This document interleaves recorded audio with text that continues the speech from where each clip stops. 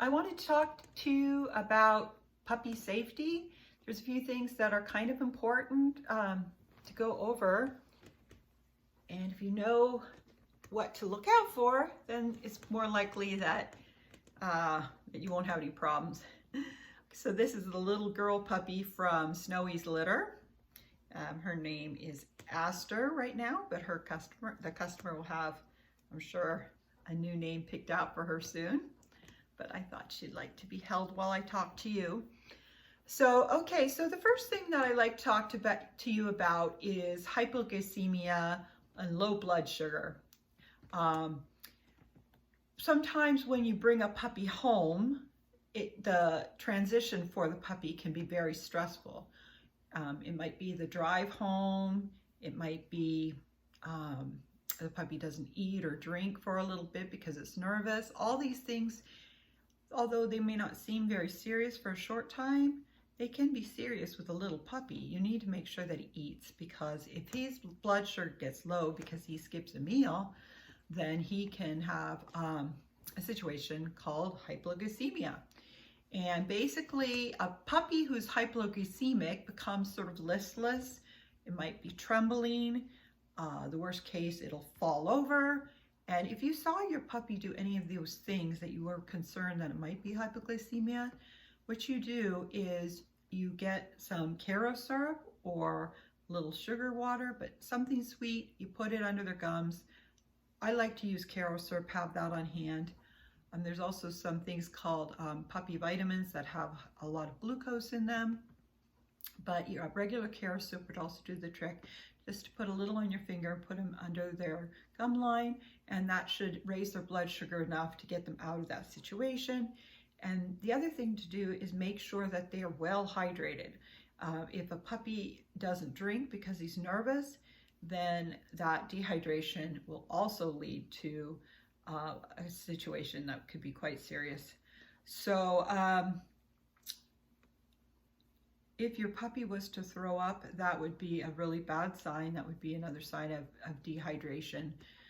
And then you would have to give your puppy Pedialyte. I usually keep some Pedialyte on hand, just a clear Pedialyte that's flavorless, in case that my puppy were to get, or a dog for that matter, at any point get sick. The Pedialyte replaces the electrolytes that they've lost when they throw up. And if they are dehydrated, that will help get them back to where they need to be relatively quickly. What I usually do if I see a puppy that seems to be stressed from not drinking is I would put a little in a syringe and just put it on the side of their gums, inside their mouth. I don't shoot it right straight down their throat, because that could cause them to aspirate the liquid, which could also be dangerous. So be very careful. Don't ever shoot medicine or water or anything straight down, because that could cause them to aspirate and breathe that in, and it could lead to pneumonia. So just be aware that when you're not eating and drinking is a serious thing. You got to make sure your puppy does eat a little bit and drink a little bit. If your puppy is off his feeds for the first few days, you can give them clear chicken broth or plain chicken. They do sell chicken broth for puppies at the pet store. I buy the Petco brand pet food, and right next to it they have chicken broth that has no sodium in it. And they also have pumpkin there. Pumpkin's a good thing to have on hand. In little tiny packages they sell it, and it's only, I think, about $1. And that's something that you use in case your puppy has a situation of diarrhea. That will help firm up the puppy's stool, and it's healthy for the puppy, and it works very well for that. So those are things I recommend you have on hand: the chicken broth and the pumpkin, just for a situation where your puppy may not want to eat or drink. Soaking the food in chicken broth or even plain water will help make the food more palatable. Okay, so other than hypoglycemia and dehydration, it's important for you to puppy proof your house. That means don't have any electrical cords around where your puppy could chew on them. Take stock of what plants you own. Some plants are poisonous, a lot of them are. At Christmas time, I don't like to have poinsettias because poinsettias are very dangerous for puppies, and I just don't want to risk anything happening. Of course, if you confine your puppy and keep them in a puppy area and don't let them run free all over the house, and that's a little easier to puppy-proof the area where they like to run. For table scraps, it's probably better not to give your puppy table scraps. That can get them in the bad habit of begging.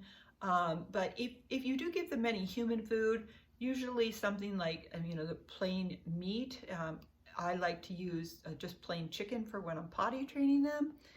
And,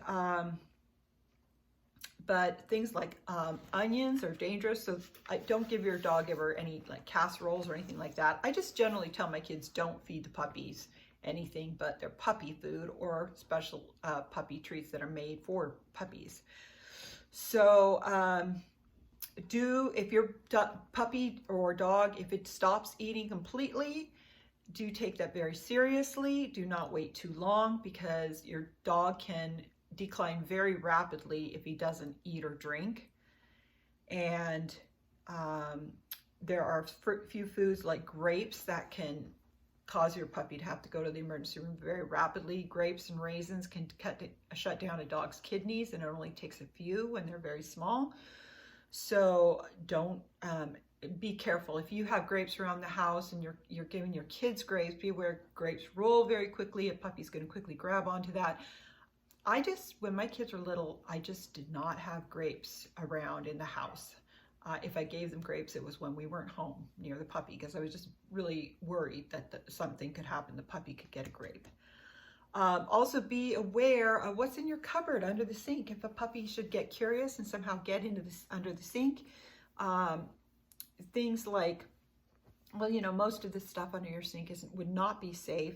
Keep your medications in the bathroom or in a medicine cabinet. Be careful about putting them on the counter where they could get knocked off. And a puppy's very curious. He'll chew up anything that he finds on the floor. So if you dropped a box of medication, your puppy could get into that and it could be very serious.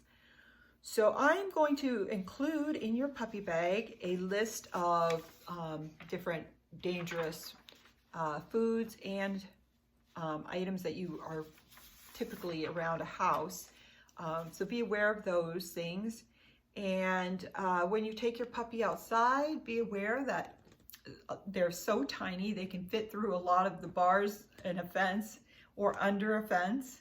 So, be sure to check out your yard and see, where a puppy might get loose. You wouldn't be putting your puppy outside alone because it wouldn't be safe. There are birds that could fly over and pick up your puppy and take him. So just be very careful that the large hawks could actually pick up a little puppy this size because he's the same size as a rabbit. So always go out with your puppy while they're little. When they get to be about 6 to 7 months old, it's usually safe enough for a puppy to go out for a few minutes. You can watch him from the window, but beware of, again, that your fencing is safe. There's one more thing I wanted to go over, and that is holding your puppy. A lot of people make the mistake that when they first get their puppy, they are holding him on their lap and they kind of get distracted, and then the puppy just sort of leaps. Puppies do not have a good sense of depth perception.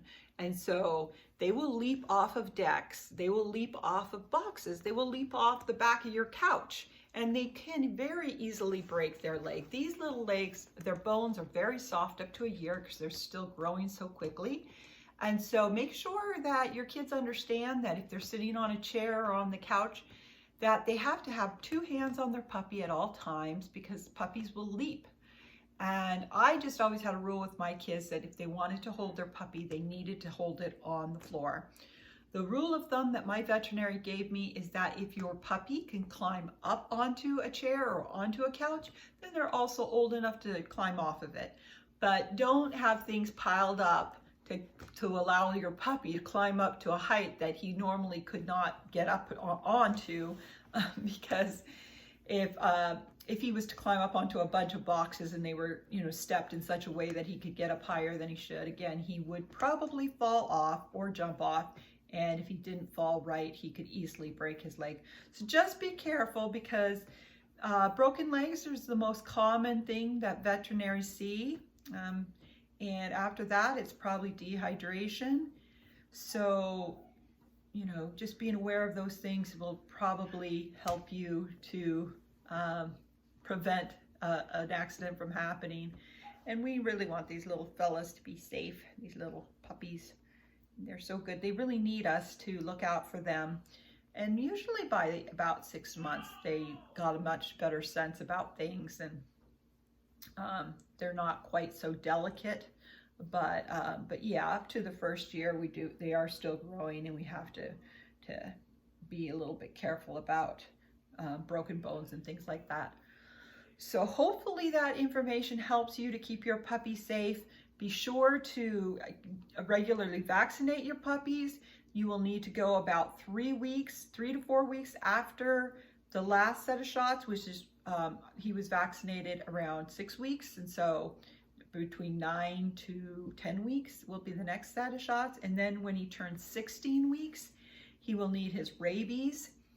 And you'll want to be giving your puppy heartworm every month, because mosquitoes in Virginia can carry heartworm, and that can be very deadly. So that will give you a prescription for that, and that's a monthly medication. And then you'll want to figure out what flea prevention you want to have your puppy on. Some people give the pill form of the flea medication. I don't use that because my dogs are breeding dogs, and I can't give them an oral medication for fleas. I personally used to use Frontline about 10 years ago, but then Frontline stopped working for me. It also was causing skin issues on my dogs. So I stopped using Frontline, and my vet recommended the Seresto flea and tick collar, which I found to be very effective against ticks, because we live in the woods. There's a lot of ticks around here, and the Seresto collar was very effective. But I started to read online about a lot of dogs having seizures in connection to wearing the Seresto collar. So what I presently do is I just put the collar on for a couple days, then take it off, and I don't have them wear it very often. And even just wearing it occasionally seems to do the trick. I started that practice in the spring, just putting it on for a couple days. If ever I saw the dog scratch at all, I just put the flea medication on, the flea collar on, and just leave it on for 2 to 3 days, and then I take it off. And that's been enough for me to, again, I don't want to be irresponsible about fleas. I don't want fleas in my house, but the health of my dogs is so important. I was really worried about putting too many pesticides in their system, because they, dogs can get cancers and things like that as well. And whatever type of flea medication you decide to give your dog, be sure to read up and be aware of what the side effects are for that particular medication, so that if your dog should develop an issue, the first thing you should think about is, could it be the flea medication? If ever you had a problem, just immediately stop your flea medication and see if that helps. So for me, as I say, there was a point in time when my dogs were losing the fur on the back of their, near their tail. And so I stopped that flea medication, and within a month, all of them, the fur had grown right back, and we didn't have the problem anymore. So thank goodness. A lot of people think it's allergies. Well, it could be an allergy to your flea medication. So anyway, just be aware that's one of those things. And I think that's pretty much for health. I don't think there's anything else here. Of course, grooming is something important for health, but that's, I think, another topic. If you have a groomer, then you should be well taken care of. Usually we groom these dogs about 6 weeks is a kind of average time frame for grooming. Brushing their teeth is a good practice to get them used to when they're puppies. I personally do not brush my dog's teeth. And I think it's a good thing to do if you can manage that. I always give my dogs kibble, and the dry dog food is really good for cleaning their teeth, and they don't seem to have any problems with plaque. And we do get their teeth cleaned about every, well, 3 to 4 years, I believe. Basically, if my vet says that they look like they need it, he usually can just do it without, just right there in the office, just scrape off the plaque or the calcium deposits, whatever it is that's on those teeth. I don't have to put my dogs under, but if I did have surgery for any reason, I would also pay for them to have their teeth cleaned at the same time. So, but otherwise I wouldn't anesthetize my dog for their teeth because we don't seem to have a problem. So anyway, I think that pretty much covers everything. I hope that this information is helpful to you. If you ever have any questions, feel free to call me, because I've owned dogs for a long time. I've had schnoodles, I've had schnauzers, and so hopefully if you have a question, there might be something that I could give you some insight into. All right, be safe, and hope you can keep your puppies safe. We look forward to your picking up your puppy soon. Take care. Bye-bye.